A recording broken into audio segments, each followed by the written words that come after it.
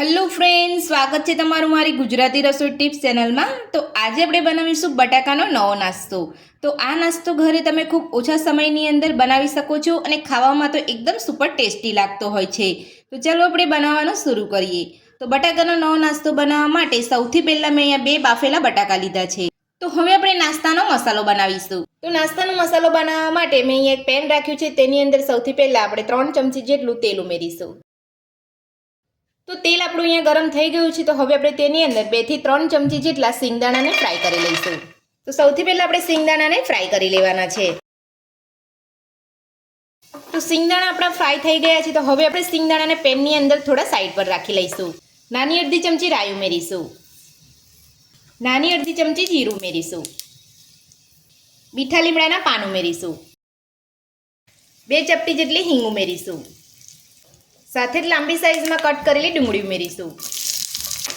બધું સરસ મિક્સ કરી લઈશું। તો આ રીતે તમે અહીંયા મસાલો બનાવો તો તમારે ગેસની ફ્લેમ મીડિયમ રાખવાની છે। ફૂલ ગેસ ઉપર તમારે અહીંયા બધા મસાલા નથી સાતળવાના। તો ડુંગળી આપણી અહીંયા હલકી ફ્રાય થઈ જાય ત્યારબાદ આપણે બાફેલા બટાકા ઉમેરીશું। તો ડુંગળી આપણી અહીંયા હલકી ફ્રાય થઈ ગઈ છે। તો હવે આપણે તેની અંદર જે બટાકા બાફીને લીધા હતા તેને આપણે હાથથી મેશ કરીને ઉમેરી લઈશું। તો બાફેલા બટાકાને આપણે અહીંયા મેશ કરીને ઉમેરી લીધા છે। તો હવે આપણે તેની અંદર નાની અડધી ચમચી હળદર પાવડર ઉમેરીશું। નાની અડધી ચમચી ધાણા જીરું પાવડર ઉમેરીશું। નાની 1 ચમચી લાલ મરચું ઉમેરીશું। સ્વાદ પ્રમાણે મીઠું ઉમેરીશું।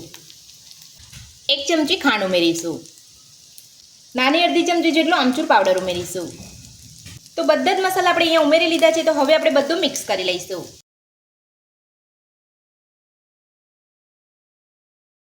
તો બધું જ આપણે અહીંયા મિક્સ કરી લીધું છે। તો હવે આપણે મેશ કરી લઈશું।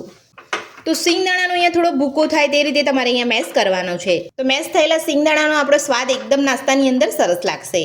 તો તમે જોઈ શકો છો મસાલાની અંદર બધું સરસ અહીંયા મેશ થઈ ગયું છે।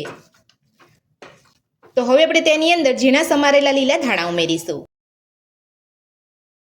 બધું સરસ મિક્સ કરી લઈશું। ધાણા ઉમેરીને આપણે અહીંયા બધું સરસ મિક્સ કરી લીધું છે। તો હવે આપણે ગેસની ફ્લેમ બંધ કરી અને મસાલાને એક ડીશની અંદર કાઢી લઈશું। તો નાસ્તાનો મસાલો આપણે અહીંયા બનીને તૈયાર છે। તો હવે આપણે મસાલાને ઠંડો થવા દઈશું। તો હવે આપણે નાસ્તાનો ઉપરનું પડ બનાવવા માટે સોજીને કૂક કરી લઈશું। તો સોજીને કૂક કરવા માટે આપણે એ જ પેનની અંદર 2 વાટકી પાણી લઈશું।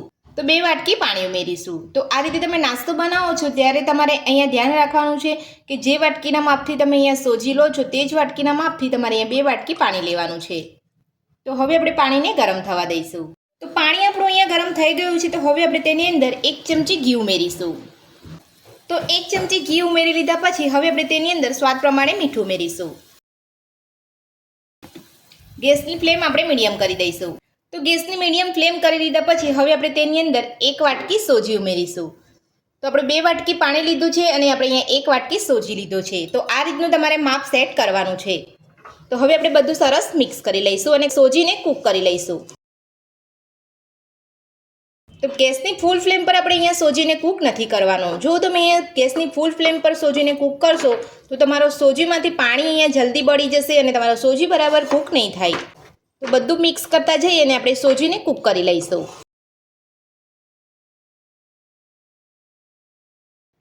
તો સોજી આપણો અહીંયા કૂક થઈ ગયો છે। તો હવે આપણે ગેસની ફ્લેમ બંધ કરી અને સોજીને થોડો ઠંડો થવા દઈશું। તો આ રીતનો તમારે અહીંયા સોજી કૂક કરવાનો છે। તો સોજીને આપણે અહીંયા ઠંડો થવા દઈશું અને જે બટાકાનો મસાલો બનાવ્યો હતો તે લઈ લઈશું। તો બટાકાનો મસાલો આપણે અહીંયા ઠંડો થઈ ગયો છે। તો હવે આપણે તેની અંદરથી બોલ વાળી લઈશું। તો આપણે અહીંયા નોર્મલ બોલ વાળવાના છે, આપણે અહીંયા મોટા બોલ નથી વાળવાના। તો આ રીતના આપણે અહીંયા બોલ વાળી લઈશું। તો બટાકાના મસાલાની અંદરથી આપણે બધા જ બોલ વાળી લીધા છે। તો હવે આપણે નાસ્તો બનાવીશું। તો સોજી આપણો અહીંયા ઠંડો થઈ ગયો છે। તો હવે આપણે થોડો તેલવાળો હાથ કરી અને સોજીને મસળી લઈશું। તો થોડો તેલવાળો હાથ કરીને આપણે અહીંયા સોજીને થોડો મસળી લેવાનો છે। તો સોજીને આપણે અહીંયા મસળી લીધો છે। તો હવે આપણે સોજીમાંથી થોડો લુઓ લઈ અને પૂરી જેટલો શેપ આપી દઈશું।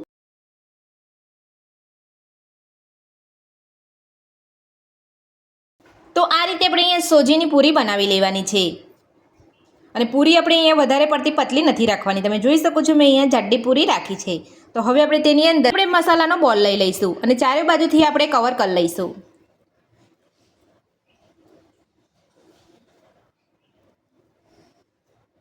તો આ રીતે બોલ લઈને આપણે બધી બાજુથી કવર કરી લેવાનો છે અને આ રીતે તમારે ફરીથી રાઉન્ડ શેપ આપી દેવાનો છે અને હળવે હાથે આપણે અહીંયા દબાવી લેવાનું છે. તો આ રીતે તમારે નાસ્તો બનાવી લેવાનો છે અને તમારે અહીંયા કવર કરી લેવાનું છે. તો આ જ રીતે આપણે બધો નાસ્તો બનાવી લઈશું.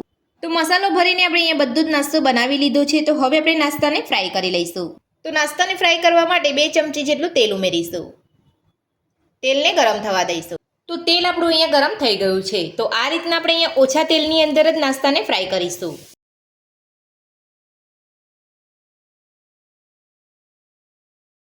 તો હવે આપણે નાસ્તાને એક બાજુ ફ્રાય થવા દઈશું. તો નાસ્તાને આપણે અહીંયા ગેસની મીડિયમ ફ્લેમ પર જ આપણે ફ્રાય કરવાનું છે. આપણે ફૂલ ગેસ ઉપર ફ્રાય નથી કરવાનો. તો એક બાજુ આપણો નાસ્તો ફ્રાય થઈ ગયો છે. તો હવે આપણે હળવે હાથે પલટાવી લઈશું. તો આટલું જ તમારે અહીંયા નાસ્તાને ફ્રાય કરવાનો છે.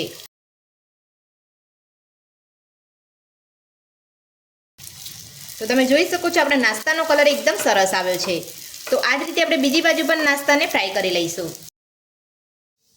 તો નાસ્તાને પલટાવ્યા પછી અહીંયા 2 થી 3 મિનિટ જેટલો સમય થઈ ગયો છે. તો હવે આપણે ચેક કરી લઈશું. તો તમે જોઈ શકો છો બીજી બાજુ પણ આપણો નાસ્તો અહીંયા સરસ ફ્રાય થઈ ગયો છે. તો નાસ્તો આપણો બનીને તૈયાર છે. તો હવે આપણે નાસ્તાને કાઢી લઈશું અને આ જ રીતે બધો નાસ્તો બનાવી લઈશું. તો બટાકાનો નવો નાસ્તો બનીને તૈયાર છે અને આપણે અહીંયા પ્લેટની અંદર સર્વ પણ કરી લીધો છે અને તમે જોઈ શકો છો ઉપરથી એકદમ સરસ ક્રિસ્પી અને અંદરથી સોફ્ટ બન્યો છે. તો આ બટાકાનો નવો નાસ્તો તમે ચા સાથે, ચટણી સાથે અને સોસ સાથે પણ ખાઈ શકો છો. તો બટાકાનો નવો નાસ્તો બનાવવાની રીત તમને મારી કેવી લાગી મને કોમેન્ટ બોક્સમાં કોમેન્ટ કરીને જરૂરથી જણાવજો. આજની રેસીપી પસંદ આવી હોય તો વિડીયોને લાઇક કરજો, ચેનલને સબસ્ક્રાઇબ કરજો, તમારા મિત્રોને જરૂરથી શેર કરજો. Thank you.